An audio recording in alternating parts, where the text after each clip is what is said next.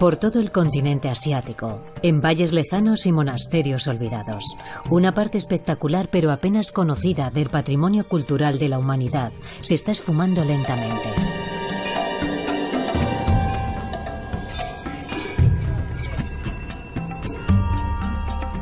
Las pinturas murales del arte budista en sus diferentes estilos reflejan la expansión que esta religión tuvo originalmente por la India y China.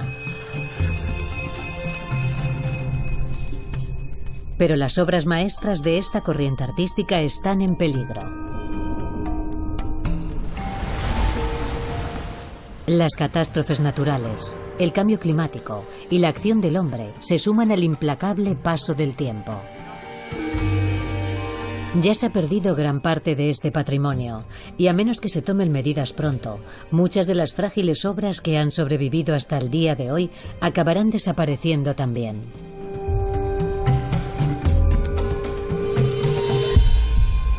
El arte budista, un frágil patrimonio.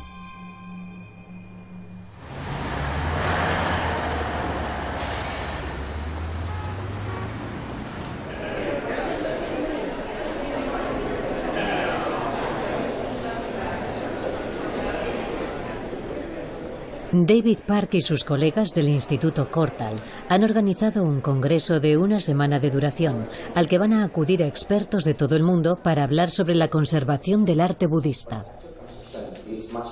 Habría que hacer un análisis en profundidad. Hemos organizado este foro con historiadores y conservadores de arte para intercambiar ideas. Una pintura del siglo XII debería seguir siendo una pintura del siglo XII. Los budas gigantes que destruyeron los talibanes. Estas piezas son obras de arte. Aquí hay representantes de muchas de las zonas afectadas, de Bután, de China o de la región india del Himalaya, que se enfrentan a problemas muy distintos en lo que respecta a la conservación de las obras. Catástrofes naturales como terremotos y también incendios. A todos les preocupa la desaparición del patrimonio del arte budista en Asia. Aunque tengamos opiniones distintas en cuanto a la conservación, todos pensamos que en el continente hay obras de arte budista en peligro.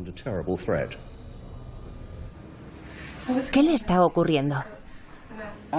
El objetivo del instituto es conservar los murales.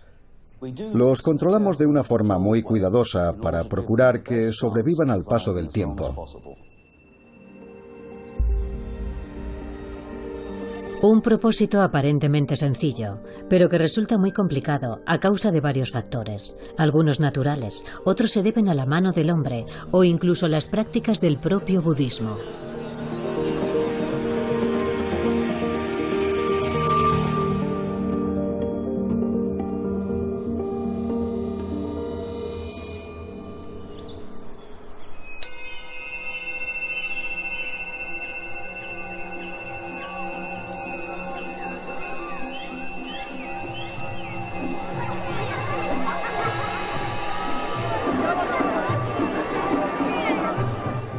En la actualidad, el budismo cuenta con unos 500 millones de fieles en todo el mundo. Esta doctrina nació a partir de las enseñanzas de un hombre que vivió en la India alrededor del siglo VI a.C. y alcanzó la iluminación: Buda.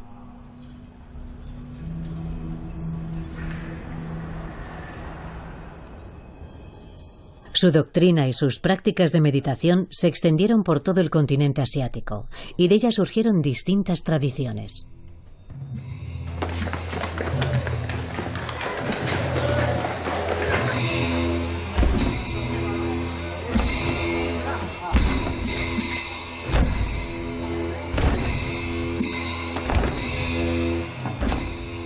El budismo se basa en la búsqueda de la iluminación y el mérito espiritual. En Bután se emplean elementos visuales para contribuir a ese propósito. Una imaginería que ayuda a la mente a centrarse en aspectos concretos de las enseñanzas del budismo.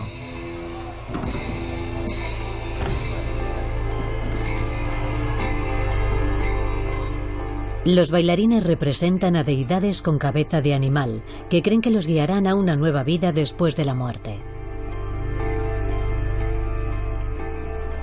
Se considera que incluso observar la actuación reporta mérito espiritual a los espectadores.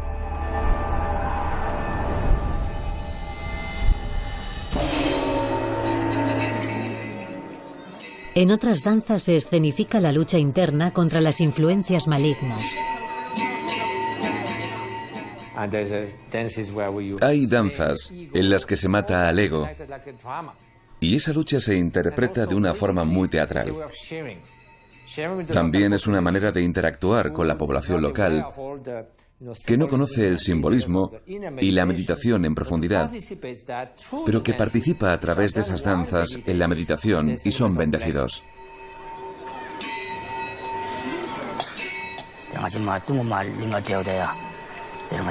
Se dice que mientras danzamos tenemos la capacidad de destruir el mal. Así que los bailarines tenemos que estar muy centrados. Y también debemos tener buenos pensamientos para que las fuerzas del mal no hagan daño a nadie.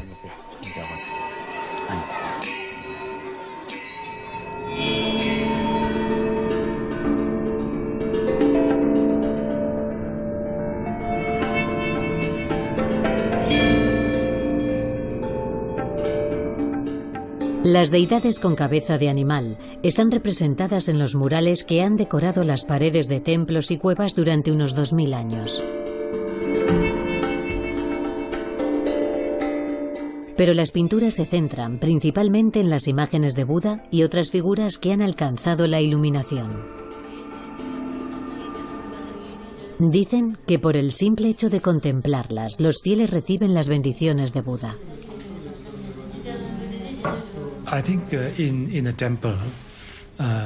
Yo creo que en general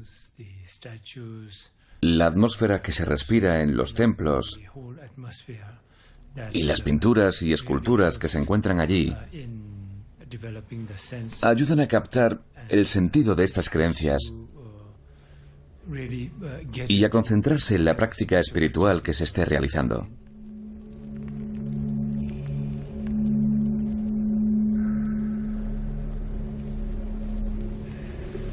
Los murales tienen, como no, un elemento decorativo y de belleza visual, pero lo más importante es que sirven para recordar al espectador la existencia de todas esas deidades y de los grandes lamas a los que debemos devoción.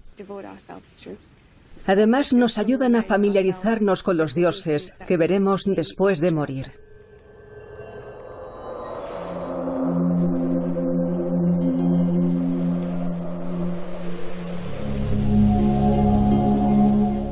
Los antiguos murales pueden tener un significado añadido si están asociados a un líder espiritual concreto o gurú.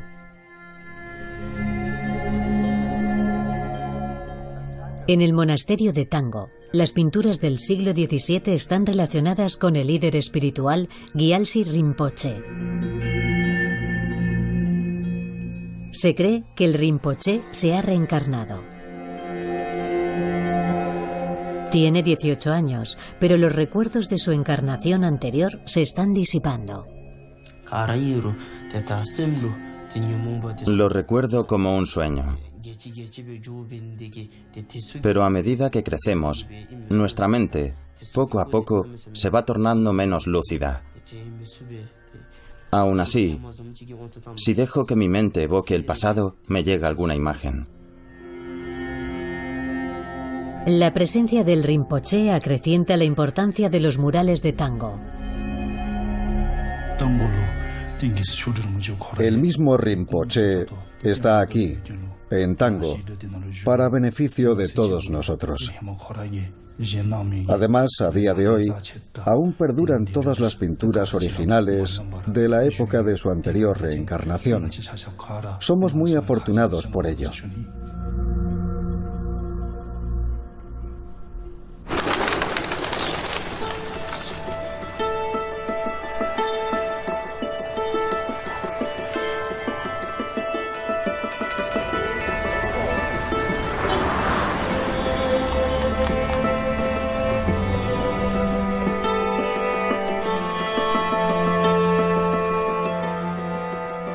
En la capital de Bután todavía se enseñan las técnicas artísticas antiguas a cientos de alumnos cada año.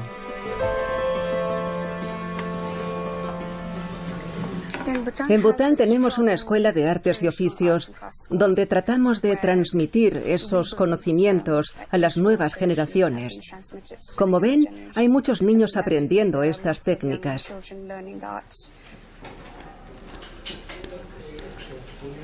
Estas son pinturas religiosas que el artista realiza por devoción y por lo general no se firman.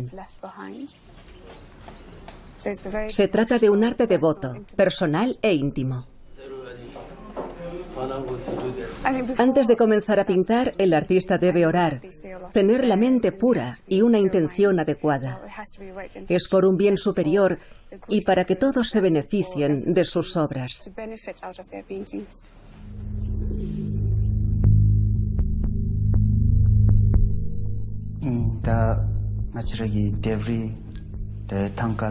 Cuando pintamos tankas y murales sagrados, visualizamos antes a la deidad que queremos representar, para que el resultado sea lo más realista posible y para que quienes vean después estas pinturas puedan reconocer al Dios. Así que tenemos que pensar que estamos recreando la imagen real del Dios. La tradición de Bután establece que los artistas deben representar a los dioses y gurús siempre de la misma manera. Empezamos midiendo y trazando las líneas. Eso es fundamental y hay que tenerlo muy en cuenta. Debemos asegurarnos de que esté bien y es particularmente importante que nos centremos en que la representación de las historias sea la correcta. Cada deidad está asociada a un diseño tradicional propio. Esto que ven aquí es un Buda Eruka. Tiene 4 rostros y 12 brazos. En la imagen lo acompaña su consorte. Las proporciones y posturas correctas se transmiten de generación en generación.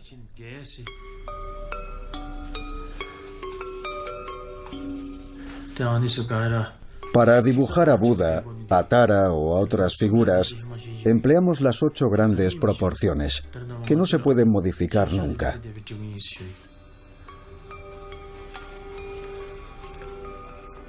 Pero hay algo que sí ha cambiado. Aunque los artistas de más edad todavía tienen acceso a los pigmentos más caros y poco comunes, la mayoría de los alumnos jóvenes emplean pinturas modernas.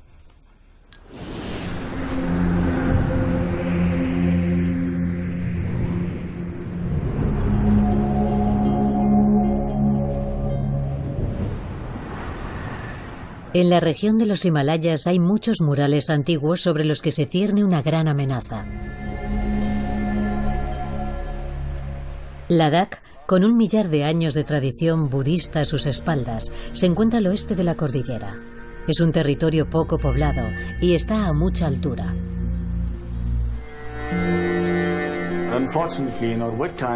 Con el paso del tiempo, todo ha cambiado mucho. El arraigo se va perdiendo. En esta comunidad ya solo queda una pequeña fraternidad en el cinturón del Himalaya. Desde el pie de las montañas se ven algunas zonas que llegan hasta la cordillera de los Transhimalaya, donde aún pervive la auténtica cultura budista tibetana.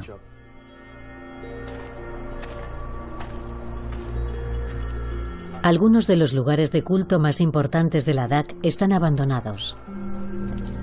Saspol es un buen ejemplo. Está a mucha altura y es un punto remoto y vulnerable. Saspol es una joya escondida, porque cuesta mucho llegar hasta allí. Los murales están en un acantilado y el templo ya no se utiliza, así que ya no va nadie.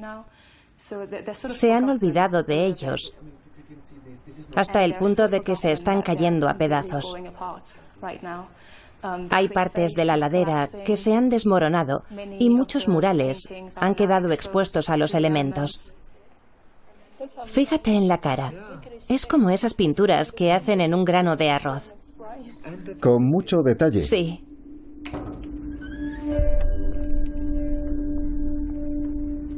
En esa misma pared del acantilado se esconde otra cueva con una obra original del siglo XIV.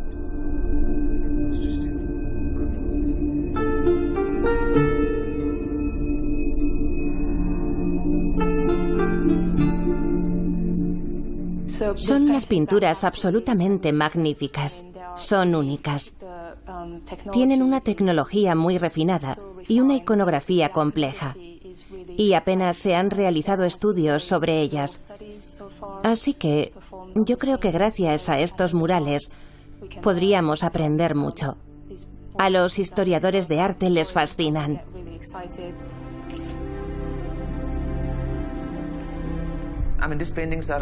Estas obras son muy útiles para observar el período de transición entre el siglo XII y el siglo XV, porque son justo de ese período.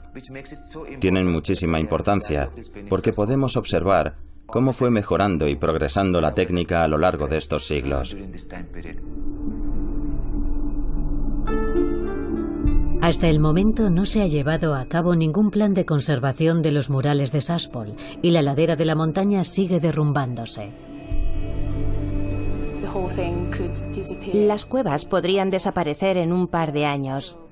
Así que es muy importante que empecemos por apuntalarlas, porque si no hacemos algo pronto, los murales podrían desaparecer. No van a estar ahí cuando volvamos.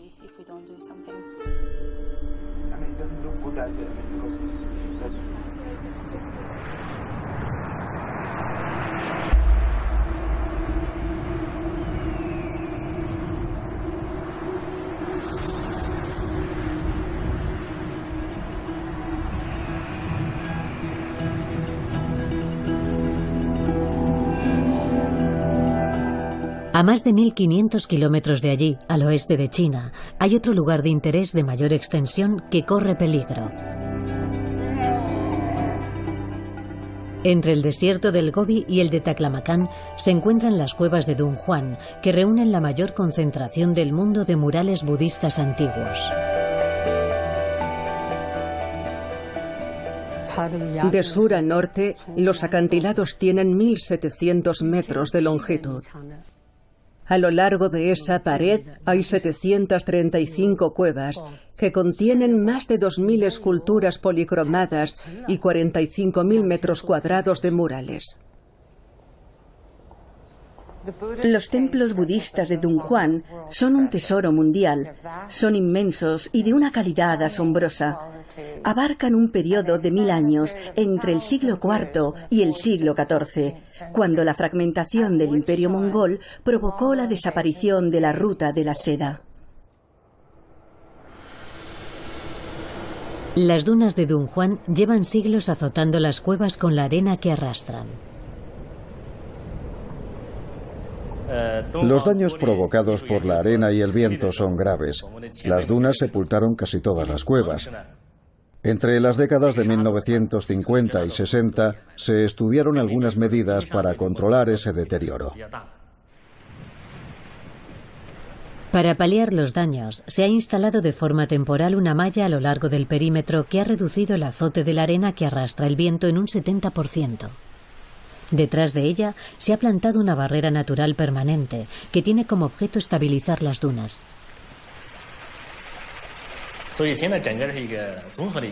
Son métodos experimentales porque no podemos controlar los efectos del viento y la arena. Seguimos investigando y tratando de detectar cualquier amenaza. Nuestro objetivo es encontrar métodos más adecuados y mucho más eficaces.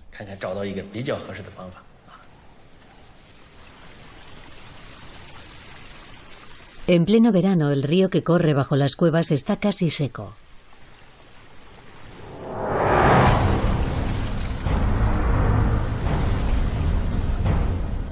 Pero en los últimos años, las riadas en Mogao han aparecido varias veces en los telediarios de medio mundo.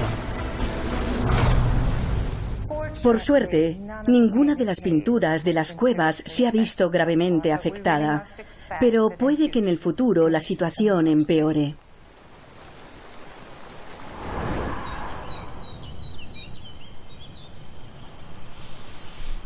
De nuevo en Bután.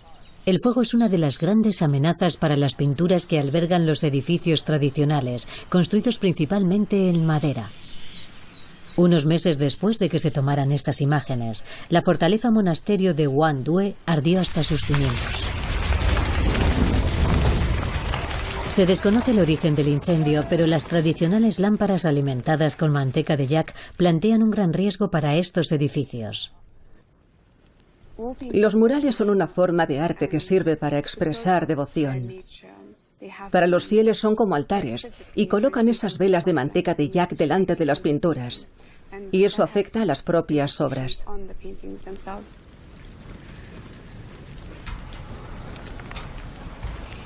En este pequeño templo los murales están ensombrecidos por lo que a primera vista parece hollín. En este caso, la capa oscura no es hollín, sino el resultado de que los pigmentos se hayan carbonizado y toda la estratigrafía es negra. Así que es muy difícil recuperar los detalles originales.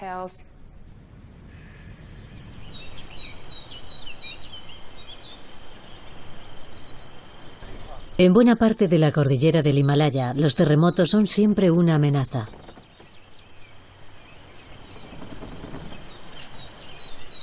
El monasterio de Wang Dipse lleva 250 años funcionando de forma ininterrumpida.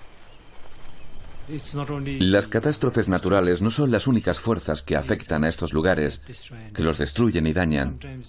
También sufren las inclemencias del tiempo, el desgaste, la erosión natural y el simple paso del tiempo. Muchos monasterios antiguos han pasado por ciclos de deterioro y rehabilitación durante generaciones. Pero ¿qué ha ocurrido con las pinturas que albergan?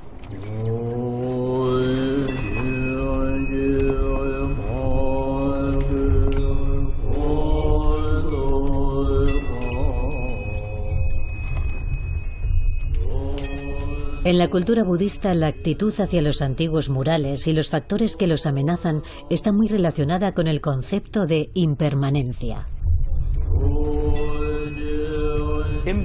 La impermanencia es la idea de nacer, morir y renacer. Todo muere y pasa.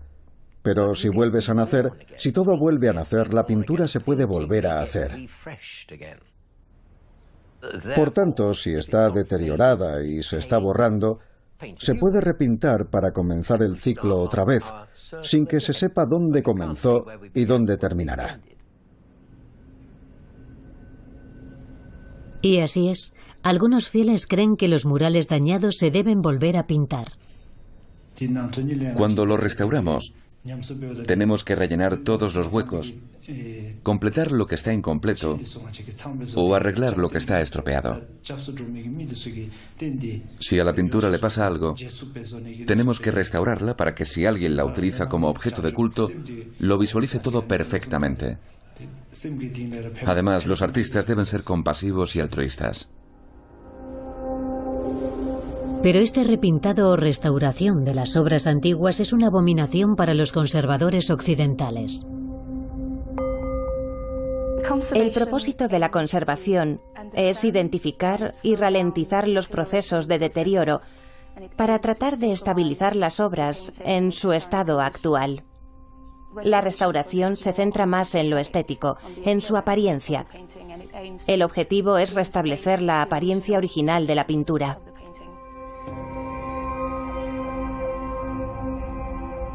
En el Instituto Kortal somos contrarios a cualquier tipo de repintado. En muchos casos, estas obras tienen una enorme importancia artística e histórica. Se deben preservar como parte del patrimonio mundial. Esta noción occidental de patrimonio mundial está empezando a ganar terreno en países como Bután.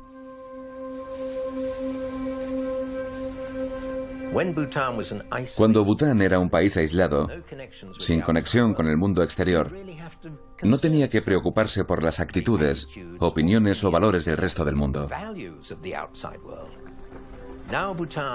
Ahora que Bután es parte integrante de la comunidad internacional, creo que hay quienes se están dando cuenta de que estos murales antiguos de los templos son un importante legado, no solo para sus propios habitantes, sino para la humanidad en general.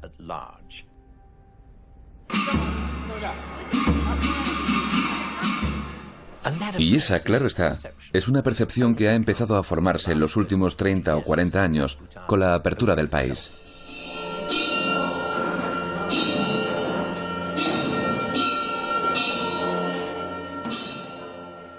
Sin embargo, en algunos casos, el cambio de mentalidad ha llegado demasiado tarde. Las obras de restauración de este monasterio supusieron la destrucción de los murales del siglo XVII, de los que solo quedan algunos vestigios. Las paredes se van cubriendo con nuevos diseños de colores vivos.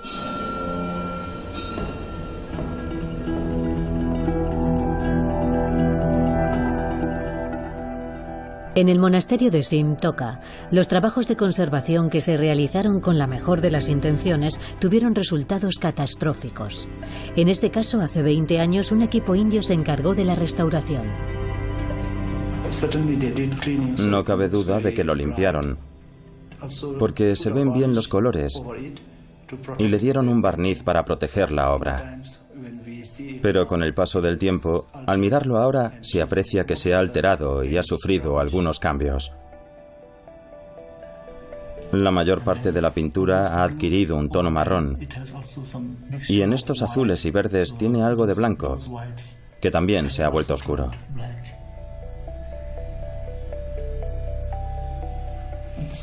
Como el edificio es muy alto, le salieron grietas a causa de los terremotos y el equipo indio las rellenó. Grietas reparadas, limpieza en profundidad o un barniz que aporta tonos pardos. Un ejemplo perfecto de todo lo que no hay que hacer en un trabajo de conservación. La conservación es una disciplina relativamente reciente y vamos aprendiendo de nuestros errores. Comenzó, tal como la conocemos, en la década de 1970. Así que en la actualidad nos centramos mucho más en que la intervención sea mínima y en tratar de que si utilizamos materiales para la conservación, se usen con sumo cuidado y se compruebe la compatibilidad. Es decir, que si las obras se van a deteriorar con el paso del tiempo, lo cual es bastante probable, que los materiales empleados no creen dificultades adicionales.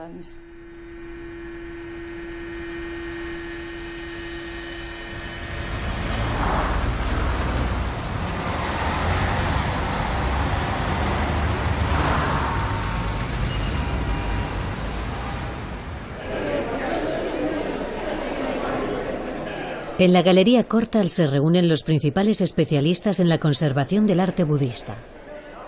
No son muchos y están desperdigados por todo el continente asiático. Estas personas luchan sin descanso contra los efectos de las catástrofes naturales y contra las malas prácticas de conservación.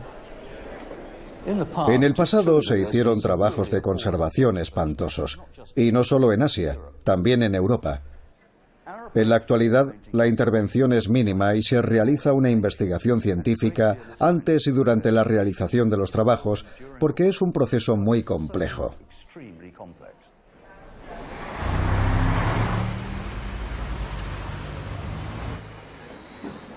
Hoy en día, tratamos de intervenir lo menos posible e intentamos ser sumamente cautos y cuidadosos. Nuestro objetivo es conservar las piezas en el estado en el que se encuentren para que las generaciones futuras puedan disfrutar de este patrimonio cultural.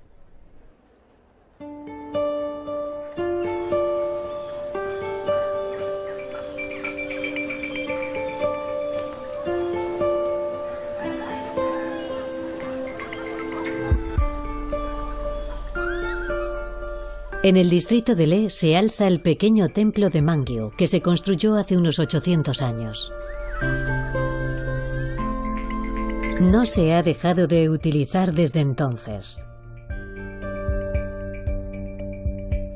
Sus 6 salas albergan magníficas muestras de un estilo de arte budista particular de finales del siglo XII y principios del XIII, con influencias de la región vecina de Cachemira. Vamos a enfocarlo mejor, ¿lo ves? Sí, lo veo. ¡Hala! Menuda capa tiene encima. Los expertos del Instituto Kortal han examinado las técnicas que se emplearon originalmente en el complejo y el estado de los murales para orientar sobre su conservación a los trabajadores del Fondo Nacional Indio para el Arte y Patrimonio Cultural y a los habitantes del lugar. Es nuestra obligación, la de todos los ciudadanos, no solo la de los lamas y la de quienes viven por aquí, sino la de cualquier habitante de la India o cualquier otro ciudadano del mundo. Es más, yo diría que es incluso responsabilidad de los turistas que vienen aquí que este monumento, este preciado tesoro, llegue en perfectas condiciones a los niños de la siguiente generación. Eso significa que en este círculo primero dieron una capa de blanco, después otra en amarillo, luego dieron otra más de blanco y terminaron con el dibujo en sí. Exacto. Al ver la gran calidad de los murales, te das cuenta de la devoción que los artistas pusieron al pintarlos.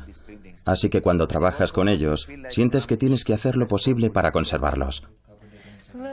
Mira los depósitos de la superficie. Están muy incrustados en la capa de pintura. ¿Te alumbro? Mira a ver. En Mangyu estamos intentando emplear métodos de investigación para conocer a fondo las técnicas originales y el estado de las obras. Por ejemplo, ahora estamos utilizando un microscopio portátil. Es un microscopio que podemos conectar por USB al ordenador y aumentar la imagen de la pintura para captar todos los detalles que se nos escapan a simple vista.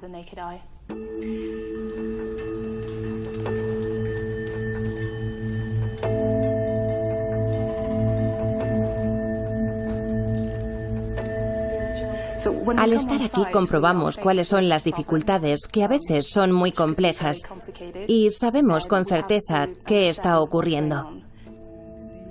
Es como cuando vas al médico porque no te encuentras bien, pero no saben qué es lo que te ocurre y tienen que investigar. Hacerte análisis de sangre, un escáner, rayos X. Nosotros hacemos lo mismo. Tenemos que saber qué le pasa a la obra. Y para eso necesitamos investigar, analizar y estudiar bien los datos para dar con un diagnóstico acertado, igual que un médico.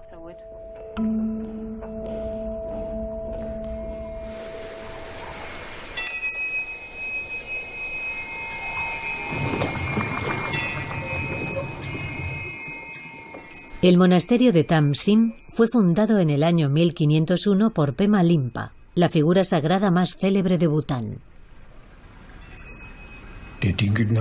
Como en Tansin, hay muchos vestigios que dejó el propio Pema Limpa, incluidos los murales. Es un lugar muy espiritual. Así que cada día, cuando hago mis rondas, rezo y confío en que estas pinturas beneficien a todos, no solo a mí, sino a todos los seres conscientes que las contemplen. A eso dedico los rituales de circunvalación que hago todas las mañanas.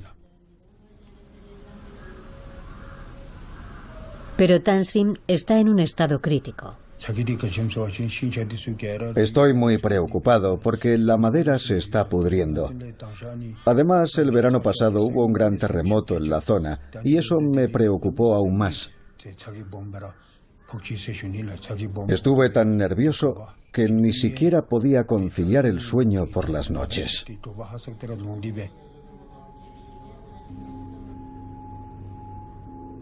Hasta el momento parece que las bendiciones de Pema Limpa han tenido a Tansin a salvo.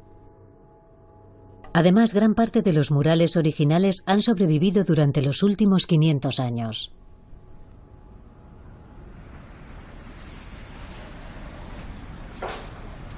El equipo de conservación del Instituto Kortal ha realizado varias visitas para examinar las obras y ha analizado en profundidad las distintas capas de los murales. Tras esos análisis, su intervención es mínima.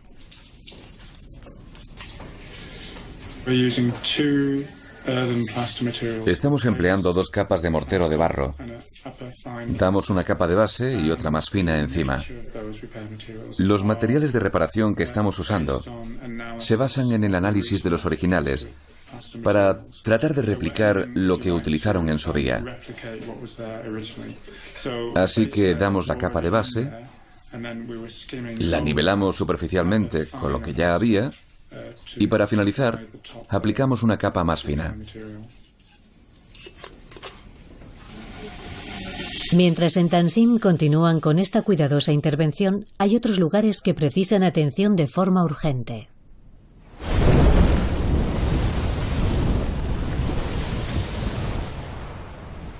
Las inundaciones torrenciales de 2010 asolaron parte de Ladakh.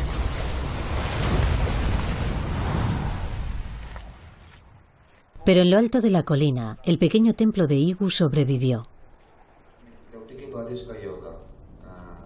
Esta zona también se ve afectada por los terremotos y la estructura del edificio está en un estado precario.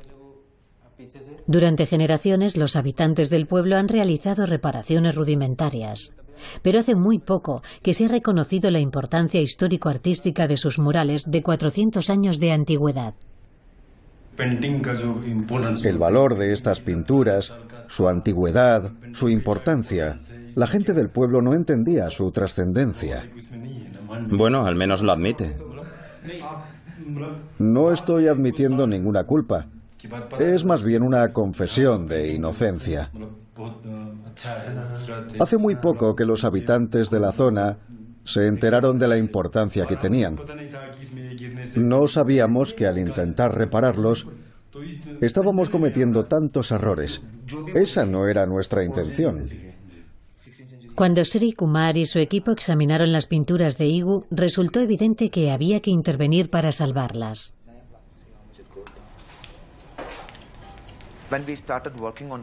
Cuando empezamos a analizar los murales, nos dimos cuenta de que el problema era mucho más grave de lo que pensábamos. Estaban en un estado crítico. Hay muchas brechas, y eso ya lo sabíamos. Así que hay que reparar esas capas y ver si hace falta desprenderlas o volver a adherirlas. Este no está tan inestable, no está tan mal. No hace falta quitarlo. Los conservadores tratan de salvar los murales y confían en contar con el apoyo de los habitantes de la zona. Sí, tendremos que estar en contacto de aquí en adelante, pero hemos avanzado mucho y hemos convencido tanto a los monjes como a los fieles de la importancia de conservar estas pinturas para las generaciones futuras. Creo que es muy positivo.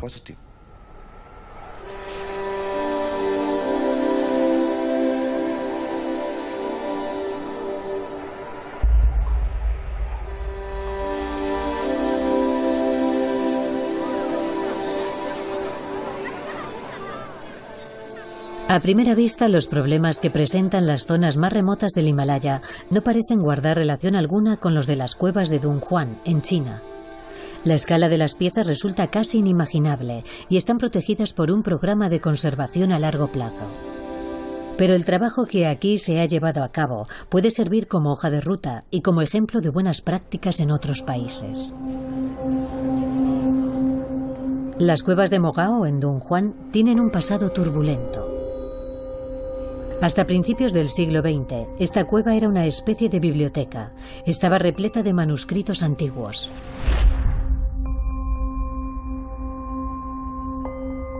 Pero la mayoría de estos rollos se los fueron llevando los distintos exploradores que llegaron hasta aquí, británicos, franceses y rusos, entre otros. Los exploradores extranjeros se llevaron todas las piezas valiosas. Unas veces mediante engaños y otras pagando algo de dinero. Creemos que se apropiaron de unas 3/4 partes de los 50.000 objetos que había en la cueva, de la mayoría. Los manuscritos de Dunhuang están ahora en las bibliotecas y museos de 10 países diferentes, entre los que se encuentran Reino Unido, Estados Unidos, Rusia y Francia. Su traslado urgió al gobierno chino a tomar medidas al respecto. La Academia de Dunhuang se concibió en el año 1943 y se fundó en 1944, ya que aquellos extranjeros venían a llevarse las piezas y eso enfadó mucho a algunos ciudadanos chinos que tenían un gran sentimiento patriótico.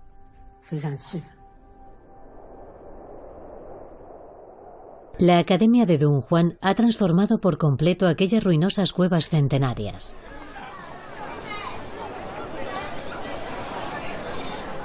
Desde hace 25 años se ha invitado a los conservadores del Instituto Goethe y del Instituto Kortal a participar en los trabajos.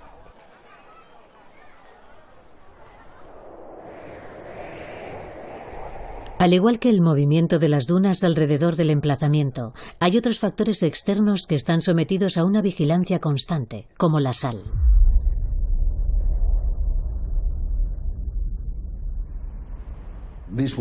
Estos murales están hechos de barro seco extraído del lecho del río y que está simplemente adherido a la roca. Y aparte de que algunos fragmentos se han despegado, la sal ha causado graves problemas también. Es un problema sin solución, porque no podemos deshacernos de toda la sal, pero sí podemos paliarlo.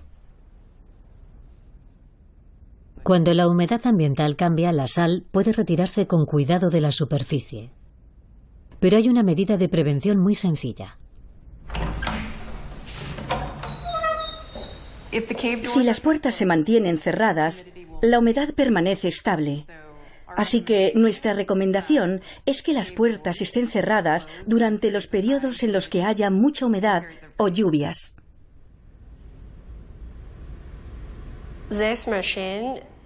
Este aparato es un microscopio portátil.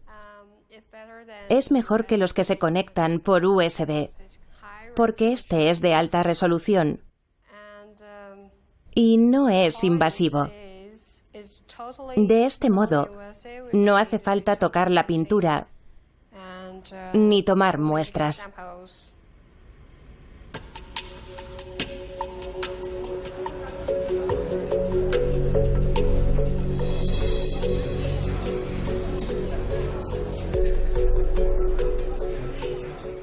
Los murales de esta pared se perdieron hace decenios.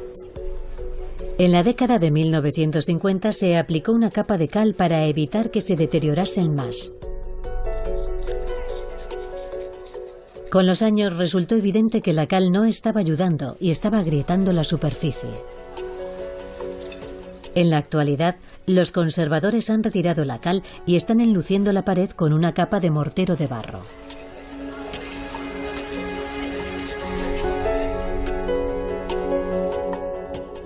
En otra estancia de la misma cueva, y tras años de seguimiento, los conservadores han decidido que es el momento de intervenir. La sal se ha ido acumulando y debe retirarse cuidadosamente. Para ello se colocan tiras de papel que se adhieren con vapor de agua. En los lugares donde la pintura se está desconchando, se inyecta un adhesivo para estabilizar la capa más superficial.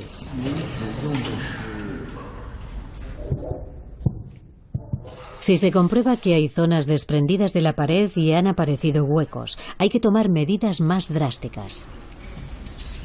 Bueno, los trabajos para repararlos básicamente consisten en que si hay un fragmento desprendido, logremos estabilizarlo. Es decir, inyectamos un fluido, un relleno estructural, algo así como una especie de masilla para rellenar el hueco.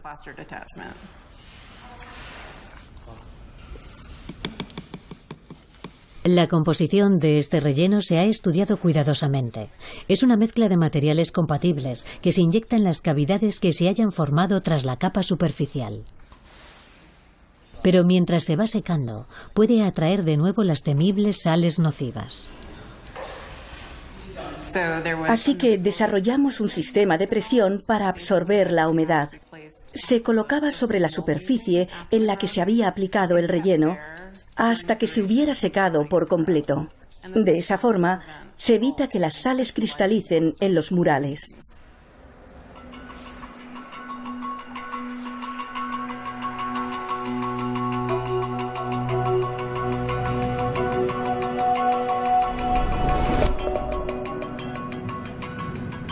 En los últimos años, y por primera vez en sus 1500 años de historia, las cuevas de Mogao se enfrentan a una nueva amenaza: el exceso de visitantes.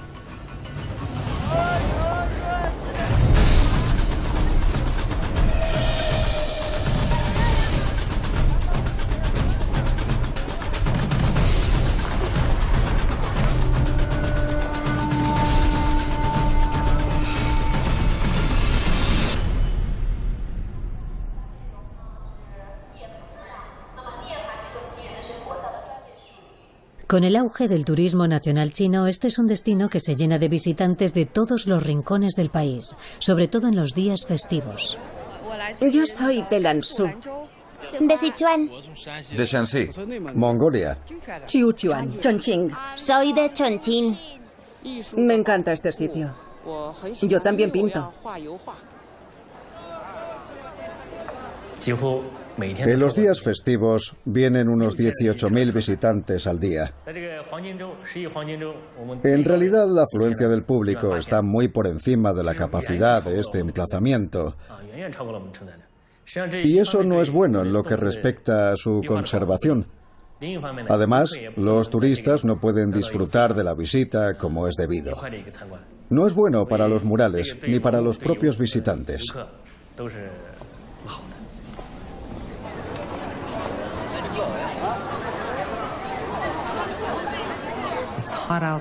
Hace mucho calor. La gente suda y emite olores corporales y se eleva el nivel de dióxido de carbono. Es incómodo entrar en las cuevas entre esa multitud. Sabemos que las condiciones no son aceptables. Se conocen como las cuevas del desmayo porque mucha gente sufre desvanecimientos durante la visita. Las autoridades de Dunhuang han establecido unos límites en cuanto al número de visitantes por cueva y al tiempo de permanencia en ellas. Pero dado que el turismo no para de crecer, pronto habrá que buscar otras soluciones.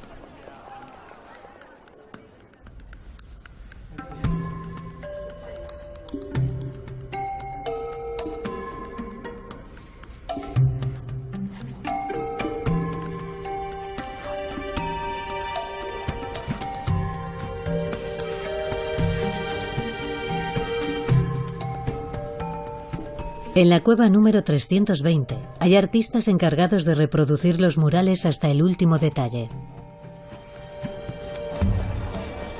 Estas copias a tamaño natural se utilizan para crear réplicas de las cuevas en el centro de visitantes. En Dunhuang, el turismo chino aumenta de forma exponencial, se duplica o triplica cada año.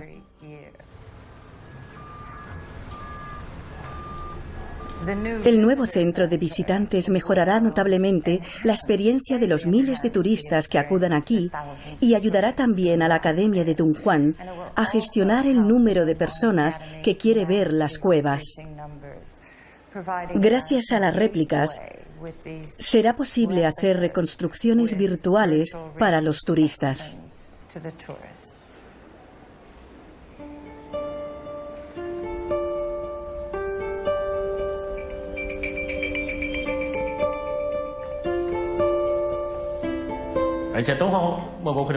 El trabajo realizado en las cuevas de Dunhuang se ha ganado el reconocimiento general, tanto en China como entre la comunidad internacional. Es un modelo de conservación cultural. Creo que ahora la población está más concienciada sobre el valor de las cuevas y las autoridades del país también. Pertenecen al mundo y a la humanidad. No solo en nuestro país, sino el mundo en general debe prestarles más atención. Se deben emplear métodos sensatos y científicos para que se mantengan en las mejores condiciones posibles durante mucho tiempo.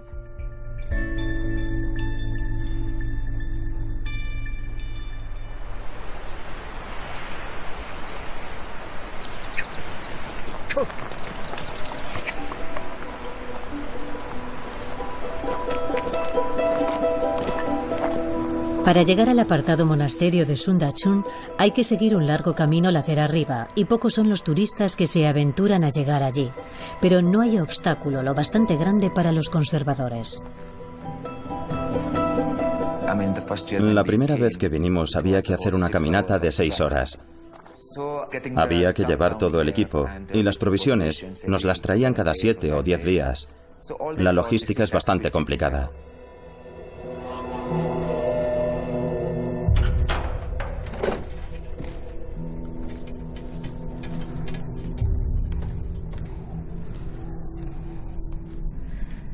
Bueno.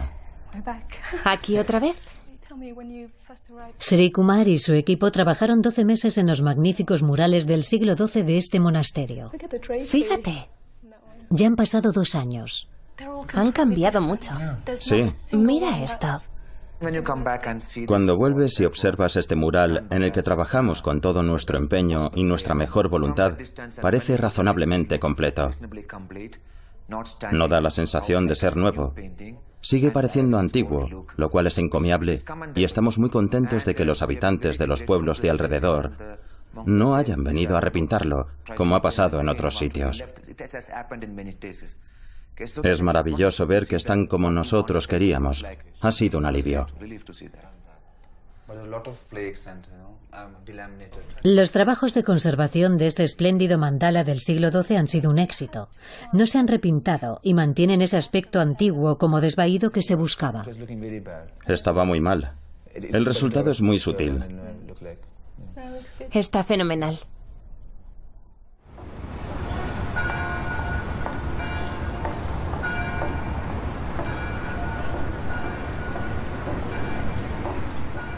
De nuevo en Londres. Los cursos de posgrado de conservación que imparte el Instituto Kortal y un centro nuevo asociado a él, centrado en el arte budista, atraen a alumnos de todo el mundo.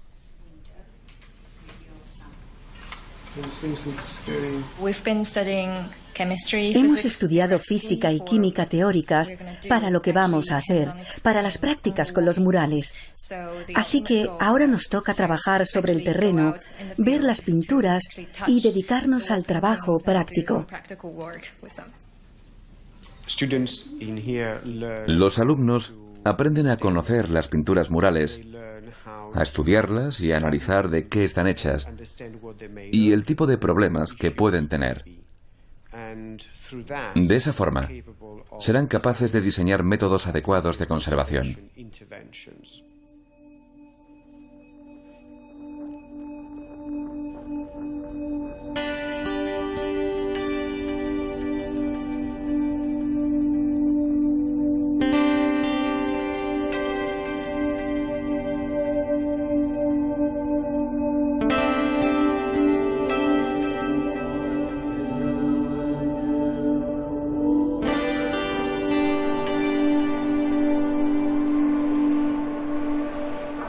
Los especialistas en conservación que trabajan en los emplazamientos budistas del continente asiático son personas con mucha dedicación que deben enfrentarse a numerosas dificultades.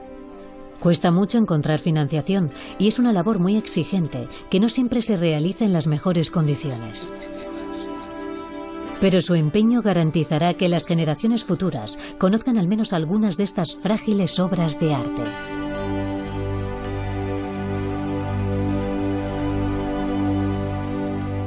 La mayoría de estas obras son anónimas. No sabemos el nombre del artista. No sabemos quiénes las hicieron. Y nuestra labor como conservadores también es muy humilde. Tratamos de no intervenir apenas en las pinturas y que nuestro trabajo sea invisible. Cuando terminamos, nos sabemos el mural de memoria y de alguna forma se crea un vínculo directo entre los conservadores y esos artistas anónimos que crearon estas maravillosas obras de arte hace tantos siglos.